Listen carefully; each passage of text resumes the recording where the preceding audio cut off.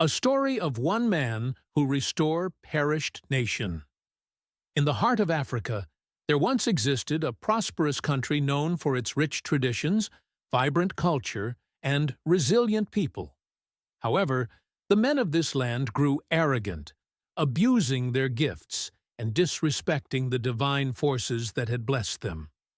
Angered by their hubris, the gods decided to teach the men a lesson, casting a terrible curse upon them. Overnight, all the men in the country perished, leaving behind a land filled only with women, all except for one man named Gashiende. In the wake of this tragedy, a woman named Gishagabo rose to power. A formidable and ruthless leader, she declared herself queen and ruled with an iron fist.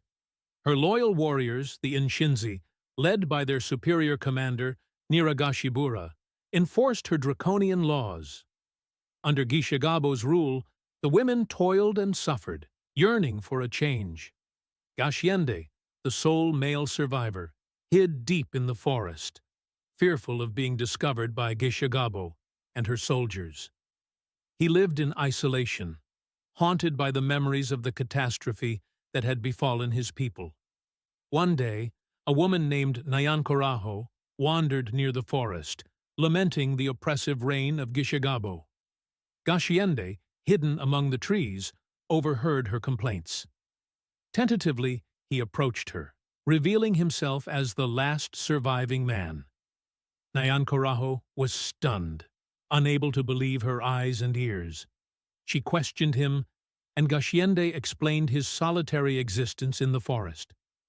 Moved by his plight, Nyankoraho asked if she could stay with him until evening.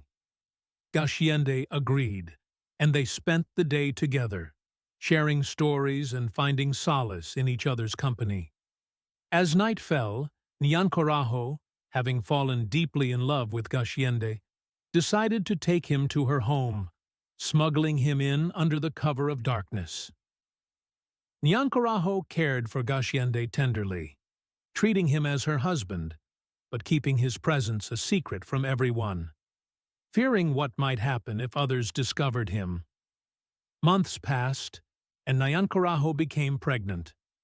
Her friend, intrigued and suspicious, repeatedly asked how this could be, given that all men were believed to be dead. Eventually, Nyankoraho confided in her friend, introducing her to Gashiende. This revelation led to Gashiende secretly sharing his time between the two women.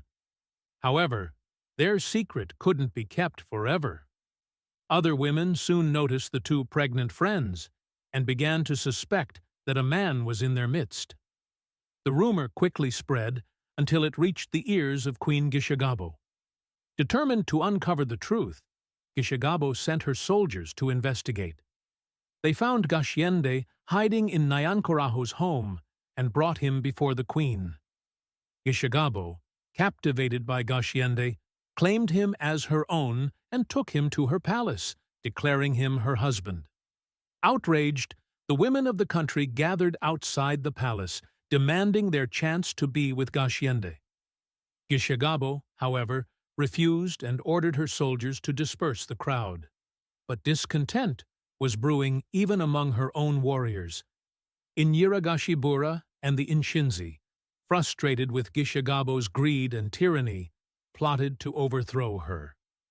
They stormed the palace, and in the ensuing chaos, Gishagabo was killed.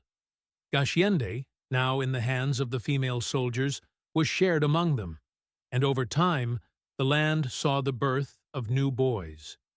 Years passed, and Gashiende's offspring grew in number, gradually restoring the balance of genders in the country. The women, grateful for Gashiende's role in their society's renewal, crowned him king. Nyiragashibura, now his queen, supported him in leading the country toward a brighter future. Under their joint leadership, the land flourished once more, with men and women working together in harmony. The story of Gashiende became a legend, a reminder of the interdependence of genders and the importance of mutual respect and cooperation. The tale of Gashienda is one of survival, resilience, and renewal. It teaches us that no gender can thrive without the other, and that only through unity and understanding can a society truly prosper.